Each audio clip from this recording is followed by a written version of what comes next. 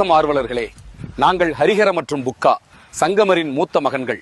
முன்பு கர்நாடகாவின் ஹொய்சால ஆட்சியாளர்களுக்கு சேவை செய்தோம். 1336 ஒரு புதிய விஜயநகர ராஜ்யத்திற்கு அடித்தளம் அமைத்தோம். ஆரம்பத்தில் தலைநகரம் துங்கபத்ரா நதியின் வடக்கு கரையில் அணைகொண்டிக்கு அருகில் இருந்தது. பின்னர் தென்கரையில் உள்ள ஹொய்சாலா நகரமான கோசபட்டணத்திற்கு அல்லது ஹம்பிக்கு அருகில் தலைநகரம் மாற்றப்பட்டது. 1346 ஆண்டு நான் விஜயநகர பேரரசாக முடிசூட்டிக் கொண்டேன்.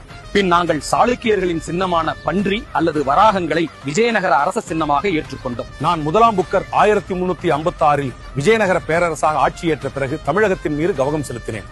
1370 ஆண்டு இளவரசர் குமார கம்பனா மதுரையில் சுல்தானகத்தை முடிவுக்கு கொண்டு வந்து அங்கு நாயக்கர் ராஜ்யத்தை நிறுவினோம். மதுரை சுல்தானகத்தின் வெற்றி ஒரு வரலாற்று சிறப்புமிக்க நிகழ்வு. கங்காதேவியின் மதுரா விஜயம் இதை தெளிவாக கூறுகிறது.